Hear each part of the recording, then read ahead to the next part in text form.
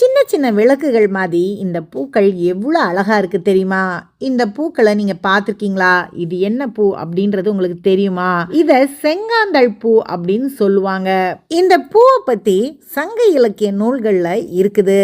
நல்ல சுத்தமான காற்றும் நீரும் இருக்கிற இடத்துல இந்த கொடி வளரும். இந்த பூக்கள் பாருங்க, ஒவ்வொரு நாளும் ஒவ்வொரு நிறத்துல இருக்கு.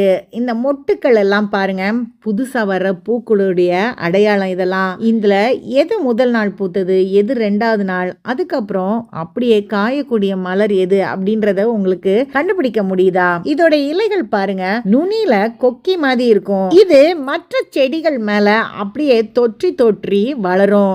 இதோடைய வேர் பகுதியில கிழங்கு இருக்கும். அந்த கிழங்குல இருந்து தான் புது செடி வரும். அதாவது இந்த பூக்கும் காலம் முடிஞ்ச உடனே இந்த முழு செடியும் காஞ்சிரும். அதுக்கப்புறம் இந்த கிழங்குல இருந்து புது செடி அடுத்த வருஷம் வரும். இத கண்வலி பூ அப்படின்னு சொல்றாங்க. அதாவது இந்த பூக்களை பார்த்தா கண்வலி வந்துருமா? அப்படிலாம் கிடையாது. நல்ல கண்ணை திறந்து இதோடைய அழக ரசிங்க. இதுதான் நம்ம மாநிலத்தோட மாநில மலர் செங்காந்தள்.